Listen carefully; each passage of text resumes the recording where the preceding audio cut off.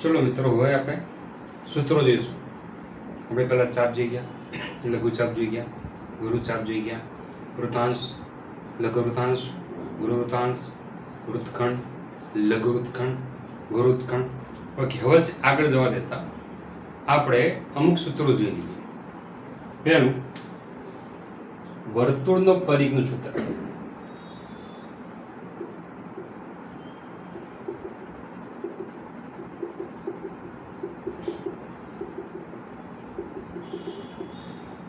વર્તુળના પરિઘનું સૂત્ર થશે 2πr. નેક્સ્ટ, વર્તુળનું ક્ષેત્રફળ.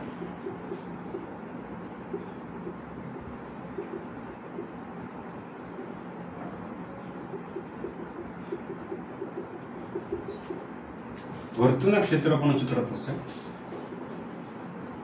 πr². નેક્સ્ટ, જો હવે આપણે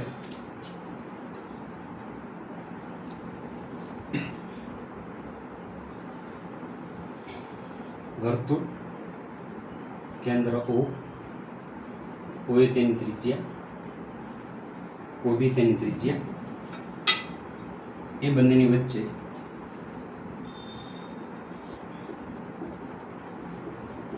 આ તેનો ઘેરાતો ભાગ છે, એટલે ત્રિજ્યા અને ચાપથી ઘેરાતો ભાગ ને વૃત્તાંશ કહેવામાં આવે. પરંતુ જો તે ચાપ લઘુચાપ હોય તો લઘુ વૃત્તાંશ કહેવામાં આવે. તો આ લઘુ વૃત્તાંશનું ક્ષેત્રફળનું સૂત્ર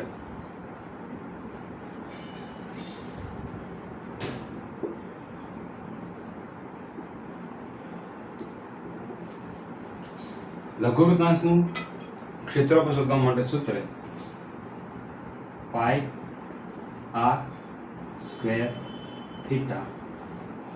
અપન 360 થાય. તો આટલા ભાગનું ક્ષેત્રફળ શોધવું સૂત્ર કઈ πr² ભાગ અપન 360, કે જે અહીંયા આપણે r છે અને ચાપે કેન્દ્ર પાસે બનાવેલો ખૂણો કે જે થીટા છે. ઓકે, હવે આ જે બહારનો ભાગ છે એને શું કહેવાશે? ગુરુવૃત્તાંશ. આ જે ભાગ છે તો ગુરુવૃત્તાંશનું ક્ષેત્રફળ શોધવાનું.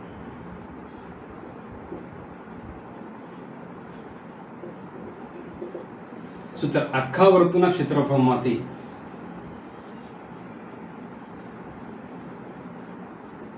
તેમાંથી આટલો ભાગ હું કટ કરી નાખું તો શું થશે? સોરી, એમાંથી હું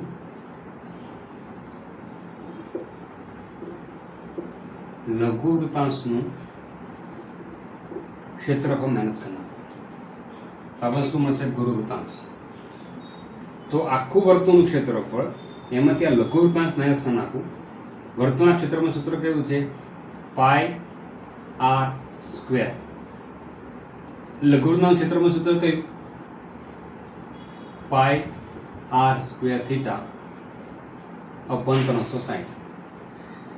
તો આપણને શું મળશે? ગુરુવૃત્તાંશનું ક્ષેત્રફળ. ફરીથી કહીએ, લઘુ વૃત્તાંશનું ક્ષેત્રફળ શોધવા માટે સૂત્ર કયું છે? πr²θ અપન 360. ઓકે, બહારનો જે ભાગ છે તેનો ગુરુવૃત્તાંશ કહેવામાં આવે. તો બે ત્રિજ્યા અને ચાપથી ઘેરાતો ભાગ, પરંતુ જો તે ચાપ ગુરુચાપ હોય તો તેનો ગુરુવૃત્તાંશ કહેવામાં આવે. તો આટલો ભાગ ગુરુવૃત્તાંશ છે. એનું ક્ષેત્રફળ શોધો મળે કેવી ના? આખા વર્તુળનું ક્ષેત્રફળ શોધીને તેમાંથી લઘુ વૃત્તાંશ માઇનસ કરનાર. મતલબ જો મને ગુરુવૃત્તાંશનું ક્ષેત્રફળ શોધવાનું કહે તો પહેલા મારે લઘુ વૃત્તાંશ શોધવો જ પડશે. અને વર્તુળના ક્ષેત્રફળમાંથી વર્તુળનું ક્ષેત્રફળ કે જેમાંથી લઘુ વૃત્તાંશ માઇનસ કરી નાખીએ તો આપણે ગુરુવૃત્તાંશ મળી જશે. હવે આ ચાપ છે,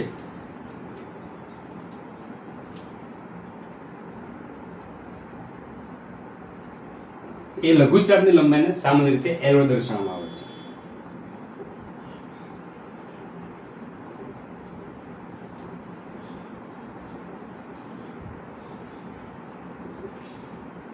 તો લઘુચાપની લંબાઈને L કહેવામાં આવે. તો ચાપની લંબાઈ શોધવી હોય તો ચાપની લંબાઈ શોધવા માટે સૂત્ર કેવું છે? પાઈ આર થીટા અપોન 180. ચાપની લંબાઈ એટલે લઘુ ચાપની લંબાઈ શોધવા માટે સૂત્ર કયું? પાઈ આર થીટા અપોન 180. ક્લિયર? તો આ લઘુ ચાપની લંબાઈ, લઘુ ચાપ, તો જે ચાપની લંબાઈ વર્તુળના અડધા પરિઘ કરતાં પણ ઓછી હોય તો તેને લઘુ ચાપ કહેવામાં આપણે પહેલા ચર્ચા કરી ગયા છે. એ ચાપની લંબાઈ કેટલી છે શોધવા માટે સૂત્ર કેવું છે? પાઈ આર થીટા અપોન 180. હવે સમજીએ આ વૃત્ત લઘુ વૃત્તનું ક્ષેત્રફળ ફરીથી લખું છું. તો આ જે સૂત્ર છે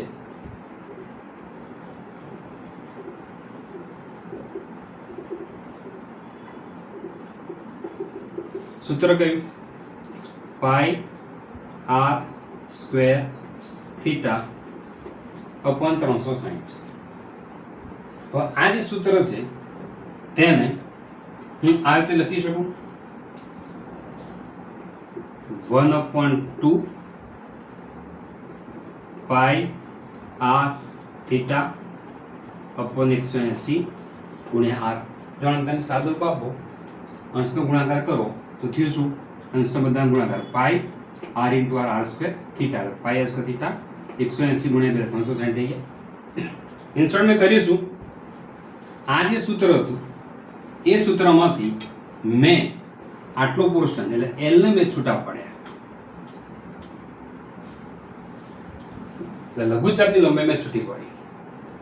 તાનું ચાતુર્પાદ થાય. અંશનો ગુણાકાર કરશો pi r into r, r square theta પણ 180 ગુણ્યા 2 360. એટલે આ જે સૂત્રમાંથી મેં એલ છૂટા પાડ્યા તો આની જગ્યાએ હું એલ લખી શકું છું. આ જે સૂત્ર શું થશે? 1/2 એલ આર. તેનો મતલબ એમ કે લઘુવૃત્તાંશનું ક્ષેત્રફળ શોધવા માટેનું સૂત્ર આપણી પાસે બે થયું, એક આ અને બીજું આ. તો લઘુવૃત્તાંશનું ક્ષેત્રફળ શોધવા માટે સૂત્ર નંબર 1 પાઈ આર સ્ક્વેર થીટા અપોન 360. જો તમારી પાસે લઘુચાપની લંબાઈ આપી દીધી હોય ને ત્રિજ્યા આપી દીધો, થીટા છેદની આપણી પાસે, મને એક એલ ની વેલ્યુ આપી દીધેલી છે અને ત્રિજ્યા મને આપી દીધી છે. થીટામાં કોઈ લેવા દેવા છે નહીં, થીટા મને આપ્યા પણ છે નહીં. એવી પરિસ્થિતિમાં જો લઘુવૃત્તાંશનું ક્ષેત્રફળ શોધવું હોય તો સૂત્ર 1/2 LR થાય. અને જો થીટા મતલબ ખૂણો આપી દીધો હોય, ચાપે કેન્દ્ર પાસે આંતરનો ખૂણો મને આપી દીધેલો હોય તો પાઈ આર સ્ક્વેર થીટા અપોન 360. ખૂણો ના આપ્યો હોય, લઘુચાપની લંબાઈ આપી હોય તો 1/2 LR. લઘુચાપની લંબાઈને L કહેવાય. L શોધવા માટે સૂત્ર કયું? પાઈ આર થીટા અપોન 180. ઓકે, આગળ ચર્ચા કરી. આગળ ચર્ચામાં વૃત્તખંડ કોને કહેવામાં આવે? વર્તુળની કોઈ જીવા, વર્તુળ પરના બે બિંદુ ને જોડતો રેખાખંડ જીવા અને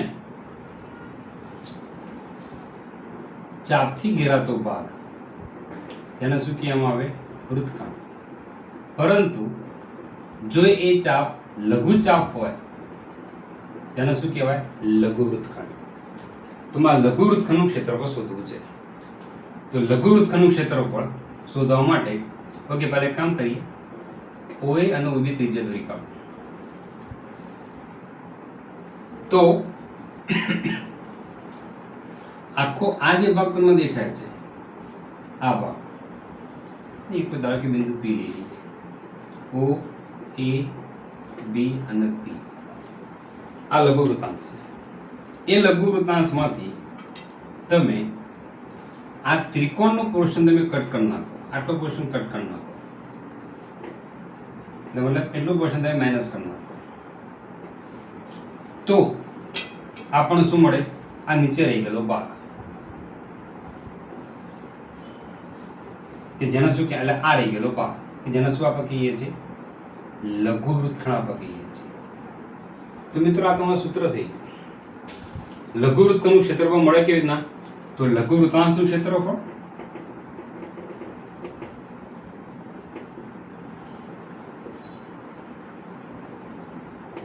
એમાંથી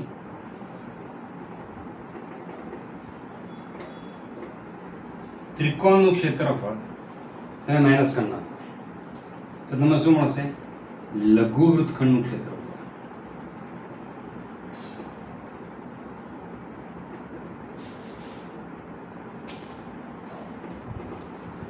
ક્લિયર? તો લઘુ વૃત્તખંડનું ક્ષેત્રફળ શોધવા માટે આ ફિગર યાદ રાખો તો મિત્ર યાદ રહી જાય કે જે લઘુ વૃત્તાંશ છે એમાંથી ત્રિકોણનો પોર્શન કટ કરી નાખવું તો જે ભાગ મળ્યો તેને શું કહેવાય? લઘુ વૃત્તખંડ. તો આ ભાગ કયો છે? લઘુ વૃત્તાંશ. તમારે તેનું ક્ષેત્રફળ શોધવું પડશે, એમાંથી ત્રિકોણ ક્ષેત્રફળ શોધવું પડશે, એમાંથી ત્રિકોણ ક્ષેત્રફળ માઇનસ કરવું પડશે. તો લઘુ વૃત્તાંશના ક્ષેત્રફળમાંથી ત્રિકોણનું ક્ષેત્રફળ તમે માઇનસ કરો તો આપણને શું મળશે? લઘુ વૃત્તખંડ મળે છે. આ તમારું સૂત્ર થઈ. ઓકે, હવે અહીંયા લઘુ વૃત્તાંશ શોધવા માટે સૂત્ર કયું થયું? લઘુ વૃત્તાંશનું ક્ષેત્રફળ. લઘુ વૃત્તાંશનું ક્ષેત્રફળ હું બે રીતે શોધી શકું છું. એક તો પાઈ આર સ્ક્વેર થીટા પણ 360, મતલબ ચાપે કેન્દ્ર પાસે ખૂણો આંતરેલો હશે તો પાઈ આર સ્ક્વેર થીટા પણ 360 નો ઉપયોગ થશે. અથવા તો જો મને ચાપની લંબાઈ અને ત્રિજ્યા આપી હશે તો 1/LR ની મદદથી લઘુ વૃત્તાંશનું ક્ષેત્રફળ મળી જાય. ત્રિકોણનું ક્ષેત્રફળ શોધવા માટે એમાં મારી પાસે માની લે કે ધારો કે આ ત્રિકોણ, જે કોઈ ત્રિકોણ આપ્યો હોય એ ત્રિકોણ જો કાટકોણ ત્રિકોણ હોય તો કાટકોણ ત્રિકોણનું ક્ષેત્રફળ શોધવા માટે સૂત્ર કયું છે? તમે જાણો છો 1/2 પાયો ગુણ્યા વિધ. ક્લિયર? માની લો આ ત્રિકોણની બધી બાજુમાં સરખા છે તો તેને શું કહેવાય? સમબાજુ ત્રિકોણ.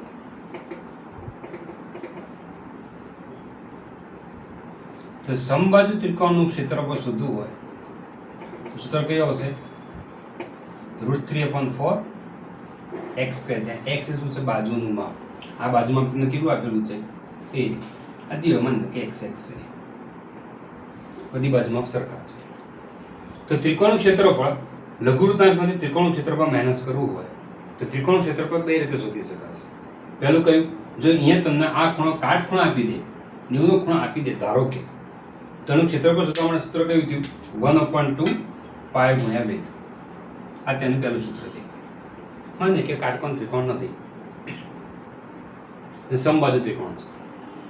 તો સમબાજુ ત્રિકોણનું ક્ષેત્રફળ શોધવા માટે સૂત્ર કયું? √3/4 x². આ તેનું બીજું સૂત્ર થઈ ગયું.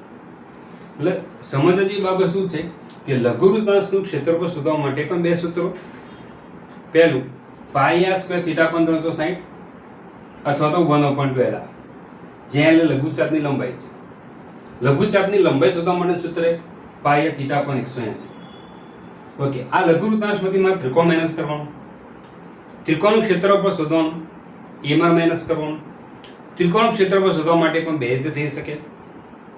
જો એમાં ત્રિકોણ કાટકોણ ત્રિકોણ આપ્યો તો 1/2 પાય ગુણ્યા વેધ, અથવા જો ત્રિકોણની બધી બાજુ માપ સરખા આપ્યા મતલબ એ ત્રિકોણ કહેવાય સમબાજુ ત્રિકોણ. તો સમબાજુ ત્રિકોણનું ક્ષેત્રફળ શોધવા માટે સૂત્ર √3/4 x, જ્યાં x એ શું દર્શાવે છે? બાજુનું માપ દર્શાવે છે. આમ તો મિત્રો જોવા જઈએ તો ત્રિકોણનું ક્ષેત્રફળ શોધવા માટે ત્રીજી રીત પણ છે. ધોરણ 9 માં તમે જોઈ ગયા હેરોનીનું સૂત્ર, વર્ગમૂળમાં s, s - a, s - b, s - c. તો 9મા ધોરણમાં તમે ભણી ગયા છો, મને ખ્યાલ હશે. એનો અહીંયા ક્યાં ઉપયોગ છે? આ તો જસ્ટ ખાલી ચર્ચા કરી કે એની રીતે પણ શોધી શકતા હતા. ઓકે, તો આપણે શું મળી ગયું? લઘુ વૃત્તખંડનું ક્ષેત્રફળ. હવે આ જે ઉપરનો ભાગ છે તેને શું કહેવાશે? ગુરુ વૃત્તખંડ. આ ભાગ એ આ ભાગ એને શું કહેવાશે? ગુરુ વૃત્તખંડ.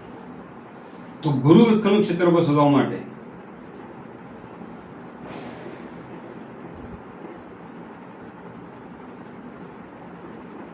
મિત્રો કમ્પલસરી એની માટે પહેલા મારે વર્તુળનું ક્ષેત્રફળ શોધવું પડશે કે જેમાંથી મારે